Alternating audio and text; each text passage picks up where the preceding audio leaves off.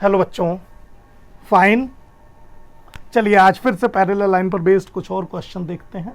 ठीक, चलिए करते हैं। पहला क्वेश्चन देखिए। अब मुझे एक डायग्राम गिवन है जिसमें हमें दिया हुआ है कि A B is parallel to D ई,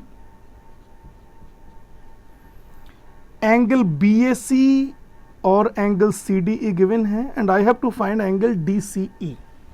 मुझे निकालना है एंगल डी सी ई, और जो गिवन है वो मैं डायग्राम में आपको बना के दिखा देता हूं। इस तरीके से डायग्राम है।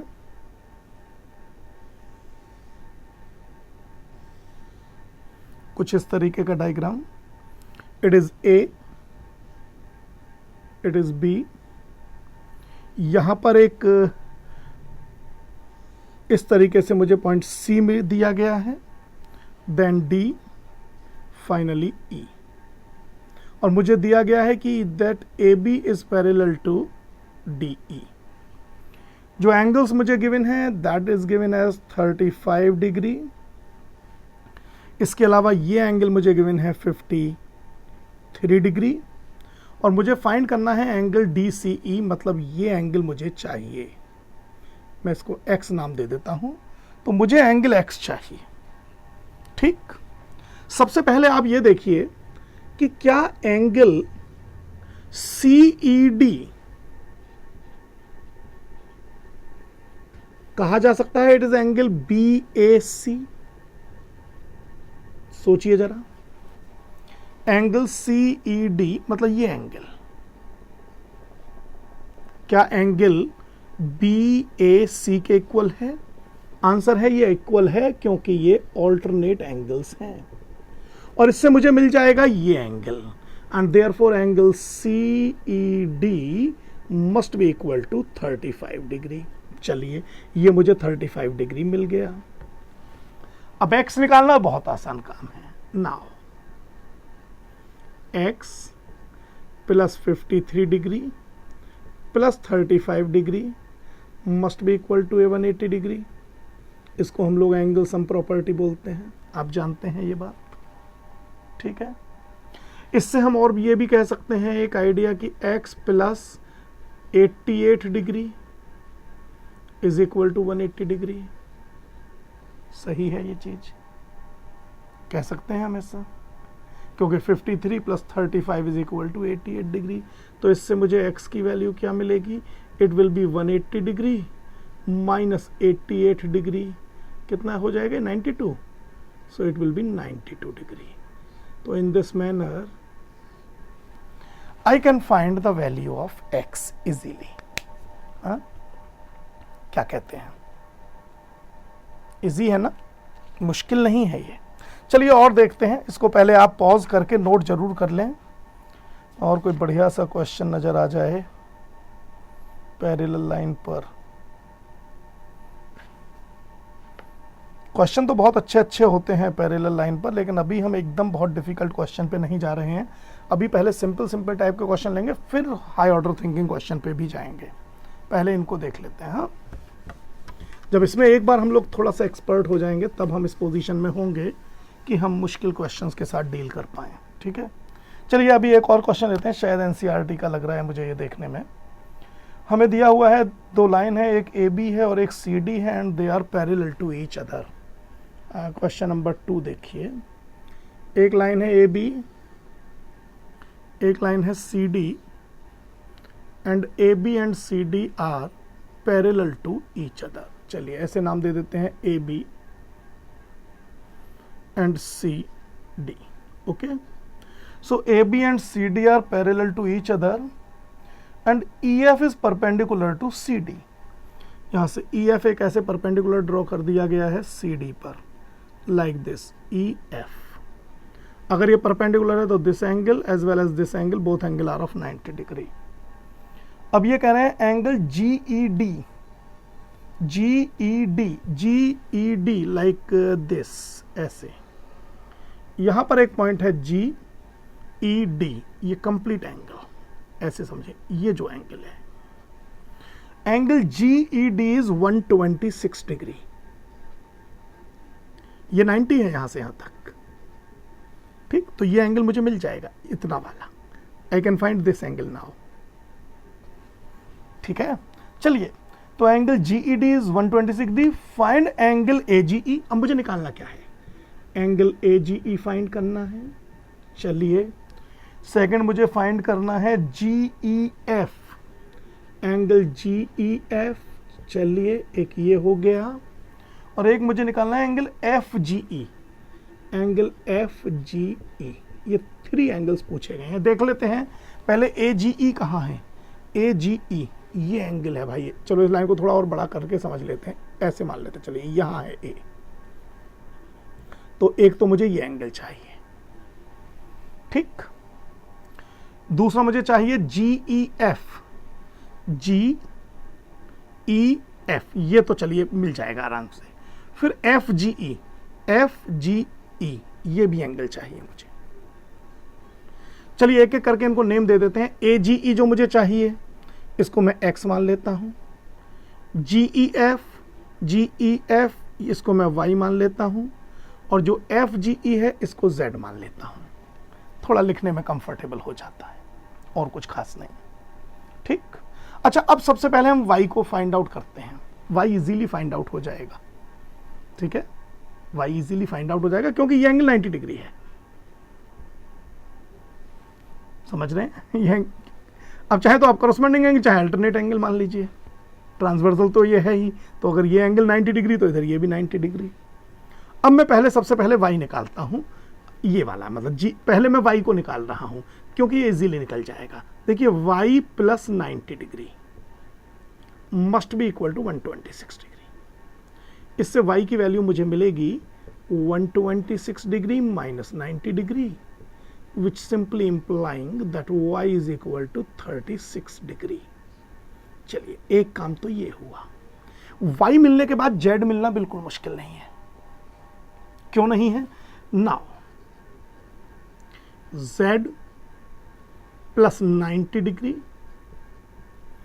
Plus y must be equal to 180 degree again, angle sum property. और ऐसे भी कह सकते हैं आप कि z प्लस 90 प्लस y हमने अभी 36 डिग्री निकाला है इज इक्वल टू 180 डिग्री, और इससे मुझे मिल जाएगा z is equal to 180 degree minus, जरा 90 प्लस 36 कीजिए तो ये शायद 120, इट विल बी 126 डिग्री। तो इससे बेटा z की वैल्यू क्या मिलेगी, जरा माइनस करो, पहले 130 माइनस कर लो, 54 आ जाएगा। तो हमें z भी मिल गया। और अब रह गया x। ठीक है, अब x के 2 तरीके हैं। एक्सटीरियर एंगल प्रॉपर्टी भी लगा सकता हूं मैं इसमें। अब देखिए, मैं क्या करता हूं, मैं तो ये मानता हूं कि x plus z should be equal to 180 degree. इसमें तो किसी को कोई डाउट होगा ही नहीं। और यू में से x प्लस z अभी हमने निकाला है 54 is equal to 180 degree, which implies x is equal to 180 degree minus 54 degree, और ये बन जाएगा x is equal to 126 degree. है कि नहीं? तो ये भी कोई बहुत मुश्किल काम नहीं था। एनसीईआरटी का क्वेश्चन है, अच्छा क्वेश्चन है वैसे ये। ठीक है, और देख लेते हैं भाई एक आध। हाँ, ये भी मुझे देखने में थोड़ा अच्छा सा लग रहा है, इसको भी चलिए करते हैं, देखते हैं ये कैसे होता है। पॉज करके नोट, ये हमेशा ध्यान रखना है आपको।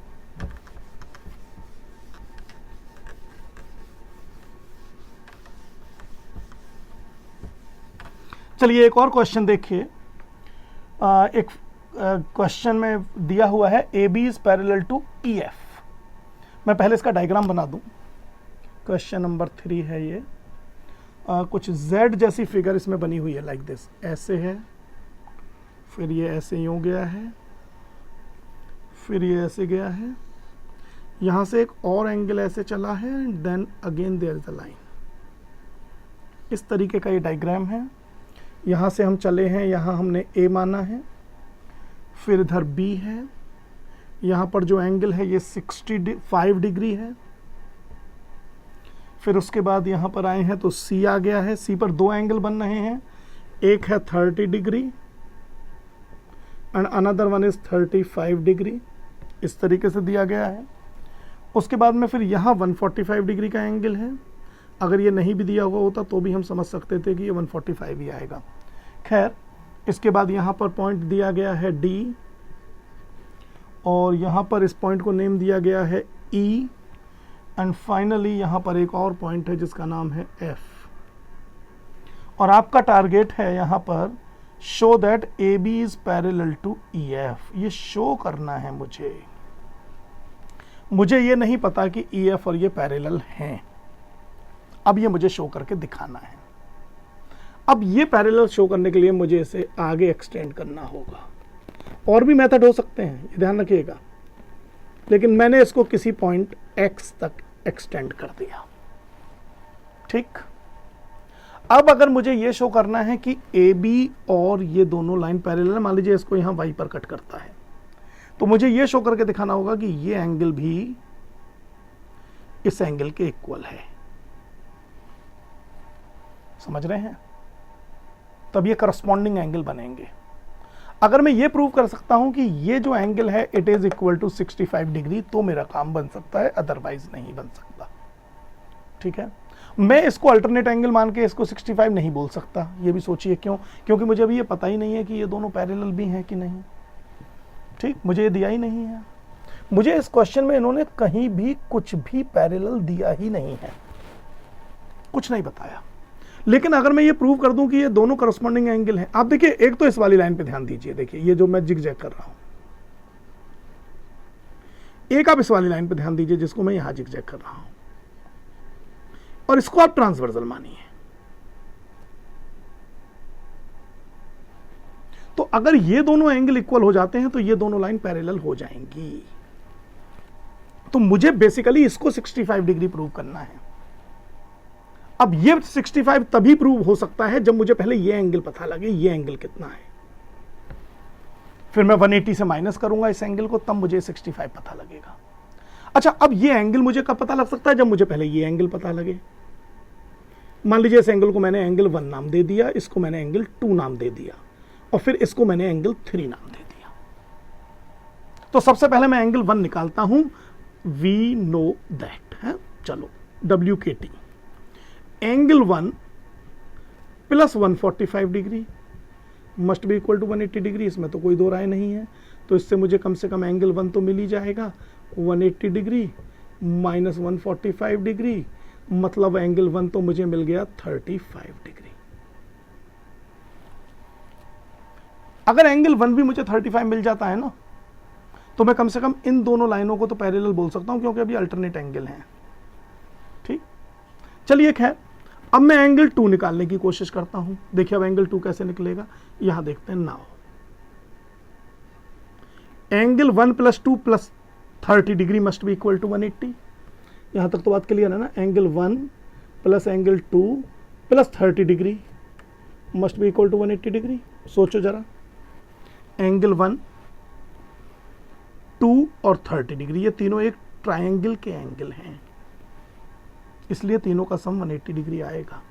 एंगल 1 चलिए अब मुझे पता लग ही चुका है कि ये 35 डिग्री है, plus angle 2 plus 30 degree is equal to 180 degree.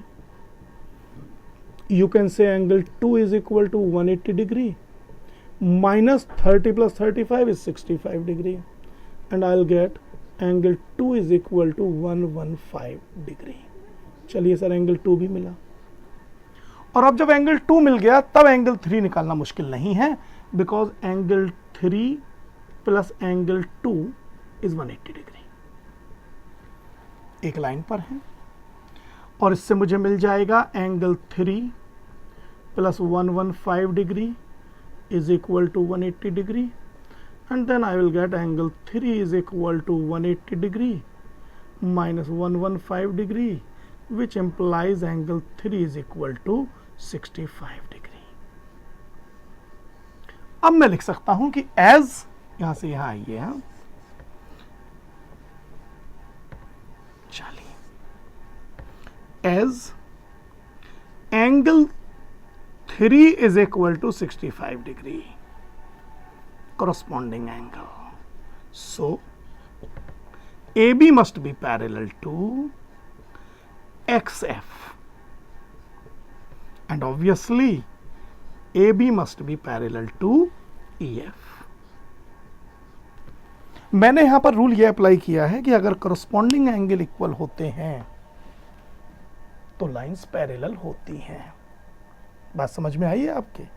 ये कॉन्सेप्ट हमने यहां पर यूज किया है। आई होप ये आपकी समझ में आ गया होगा बढ़िया तरीके से। एक और क्वेश्चन देख लेते हैं, चलिए। ठीक, फिर इस वीडियो को एंड करेंगे। अगर ये नहीं समझ में आए तो इनको बार बार देखिएगा, ये आपको YouTube पर अवेलेबल होंगे, या आपको Google क्लासरूम में भी अवेलेबल होंगे, या आपको WhatsApp ग्रुप पर भी अवेलेबल होंगे वीडियो। यहाँ तो अभी आप नहीं रोक सकते एकदम, लेकिन फिर पॉज करके यू कैन सी दैम। चलिए आगे देखते हैं। In the given figure show that M is parallel to N। कुछ इसी टाइप का है, पता नहीं कौन सा नंबर है। हमें शो करके दिखाना है कि M is parallel to N। ये टू प्रूव है। फिगर क्या है? फिगर देखते हैं। एक इस तरीके से बनाया गया है, फिर एक ऐसे करके यूं लाइन चली है, और वो ऐसे करके यूं उसने कट कर दिया है। ये है लाइन M, ये पॉइंट कोई L है, ये A है पॉइंट, यहां एंगल है 63 डिग्री। ठीक है, यहां पर पता नहीं क्या एंगल है, नॉट गिवन टू अस। ये लाइन है N, और यहां कोई पॉइंट है कैपिटल M। इसके अलावा यहां पॉइंट D है। Further this angle is 38 degree, this angle is 25 degree. यहां पर ये लाइन L है। ठीक, बस इतना ही मुझे गिवन है। ये पॉइंट C है, ये पॉइंट B है, और मुझे प्रूव करना है कि ये जो दो लाइंस देख रहे हैं आप, M और N, ये पैरेलल हैं। ये पैरेलल एक कंडीशन में हो सकती हैं, जब मैं इस एंगल को 63 डिग्री प्रूव कर दूं तो ये दोनों तो लाइन हो जाएंगे, and AB will start to behave as a transversal. ऐसे ये दो पैरेलल लाइन है और एक ये ट्रांसवर्सल है। मुझे ये शो करना है कि ये दोनों एंगल इक्वल हैं। ठीक, अब मैं ये कैसे प्रूव करूंगा?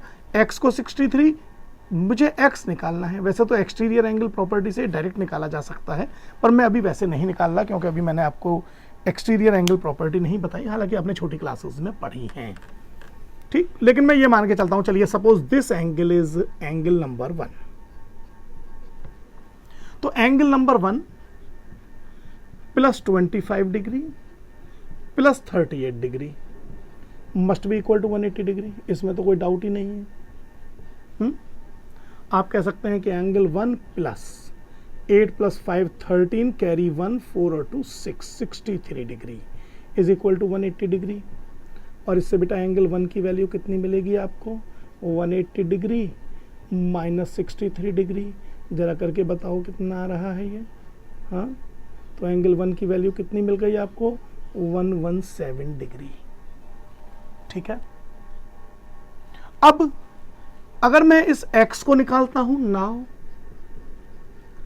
x plus angle 1 is also equal to 180 degree, which implies x is equal to 180 degree minus angle 1, और ये आ जाएगा x is equal to 180 degree minus 117 degree, which implies x is equal to obviously 63 degree.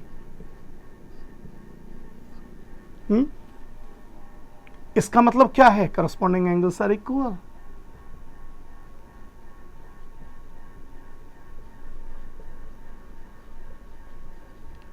और इसका क्या मतलब है? कि M must be parallel to N. तो in this manner easily I can prove that line M is parallel to line N। हमने पहले तो ये पढ़ा था, ये समझा था कि भाई अगर M और N पैरेलल है तो करस्पॉन्डिंग एंगल इक्वल होंगे। अब हमने क्या यूज कर लिया कि अगर ये करस्पॉन्डिंग एंगल इक्वल है तो ये दोनों लाइन पैरेलल होंगी। समझ रहे हैं आप ये बात? तो आसानी के साथ ये प्रूव किया जा सकता है, इसमें कहीं कोई बहुत मुश्किल वाली बात नहीं है, we can do it very easily. ठीक है, चलिए इस वीडियो को यहीं पर ख़त्म करते हैं। आगे के जब हमारे वीडियो आएंगे तो हम उसमें एंगल्स एंड प्रॉपर्टी से रिलेटेड प्रॉब्लम्स देखेंगे, वो और भी बढ़िया होंगी। हाँ, ऑल द बेस्ट।